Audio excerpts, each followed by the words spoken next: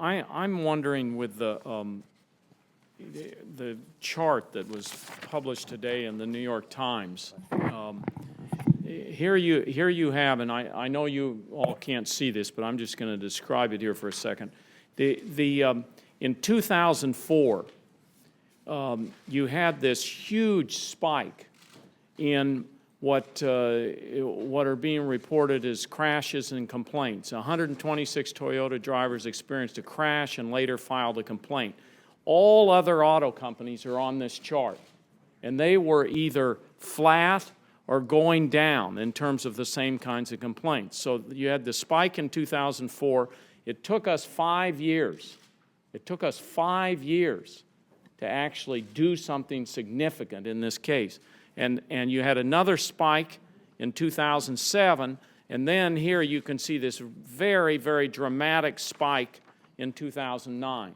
So my question to both Secretary LaHood and to Administrator Strickland is when you look at this problem, and Secretary LaHood, you have some independence from this because you've come in and you're new to this, and when you look at this and you see, and you mentioned in your testimony, all of these complaints that come in, it seems to me you should have something in your database that when you get a big spike like this, I mean, this just stands out, that it alerts people there's something wrong here, there's something going on, and immediately an activity started that would have gotten to the bottom of this a lot longer.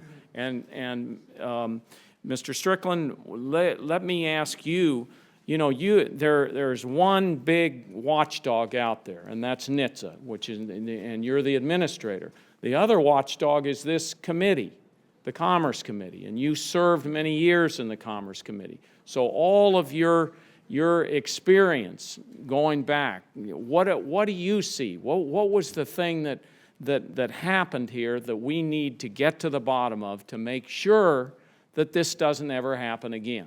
Please. Well, Senator, first of all, let me just say we've contacted the New York Times. That article is inaccurate. The story did not mention that NHTSA opened 2 investigations into pre-2007 Camry models and found no safety defects. Pre-27 Camrys also had different floor pans and pedal design. My point is, they claim now they're going to post up on their website the accurate information, which they left out of the story, which is very unfortunate because people read these things and then they believe what they read. But we did take seriously and did extensive reviews on the complaints. We interviewed owners and we looked at these model vehicles. But Secretary LaHood, do you dispute in the New York Times article?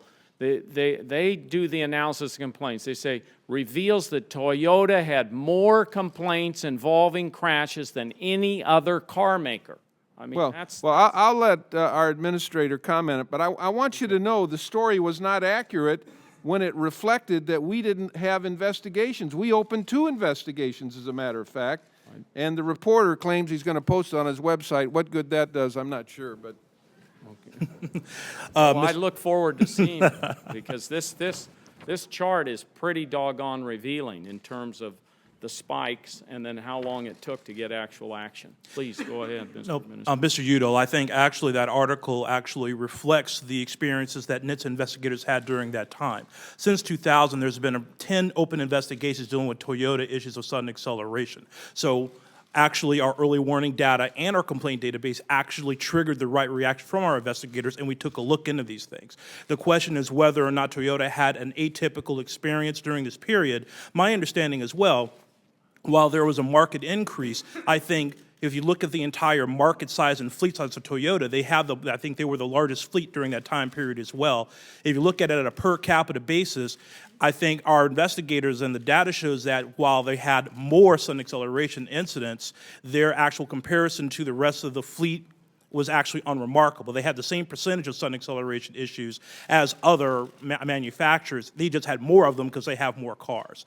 But in terms of NHTSA's reaction, it was absolutely appropriate during that period. We saw a difference in the data coming in. The early warning data came in differently. The complaints came up, and we opened investigations. My time's up, you're almost up. Chairman Rockefeller, I just want to say to you, you have taken this committee in the consumer protection area a number of times in your short tenure as our chairman. And so I applaud you doing this, and I hope that you continue to do this, because I think the American public knows when they see these kinds of articles that there are big consumer protection issues out there, and I look forward to staying involved with you in the oversight of those issues. Thank you very much.